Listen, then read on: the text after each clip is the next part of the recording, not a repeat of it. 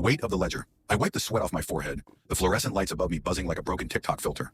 My back was killing me from lifting boxes all day, and my hands were rough as sandpaper. I glanced at the clock, 9:47 p.m. My shift was supposed to end at 10, but I knew better than to think I'd actually get out on time. Mr. Hargrove, our boss, always had some last-minute urgent task to throw at us right before we clocked out. Classic micromanager vibes. "Evan!" Hargrove's voice cut through the warehouse like a jump scare. I turned and saw him strutting toward me, his suit looking way too crisp for someone who just sat in an office all day.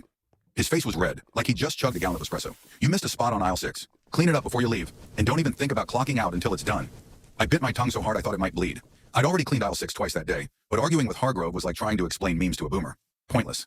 The guy lived in his own little world of spreadsheets and profit margins, where workers like me were just numbers on a screen. He wasn't some billionaire CEO or anything, but he acted like he was the king of the warehouse. Total petite bourgeoisie energy. Dude would sell his soul to look good for the higher-ups. As I mopped the already clean floor, I thought about my life outside this soul-sucking job. I shared a tiny apartment with 2 roommates, worked a second job on weekends, and still couldn't afford to do anything fun. My dreams of going back to school or maybe starting a family felt like they were on another planet, and I wasn't the only one.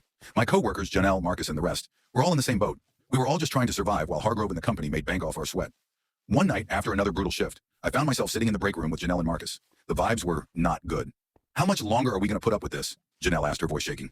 "Hargrove treats us like trash, and for what? $12 an hour? I can't even afford to take my kid to the doctor." Marcus nodded, his usual chill demeanor cracking. "It's not just Hargrove, it's the whole system. They keep us broke so they can stay rich.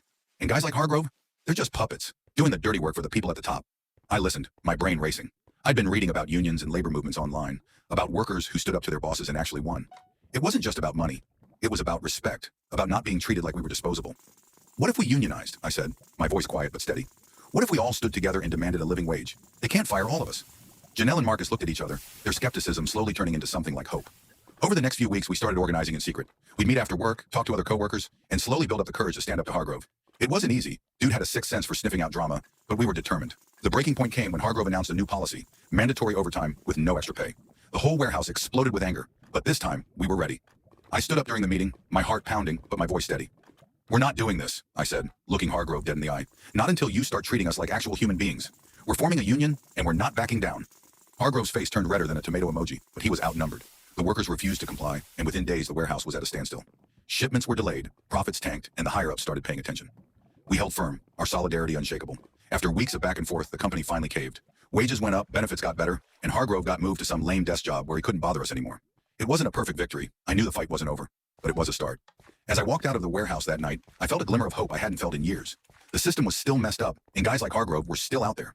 But we'd proven something important. When we stand together, we can make change happen. And for the first time in a long time, I let myself dream about a better future. Maybe, just maybe, things could get better.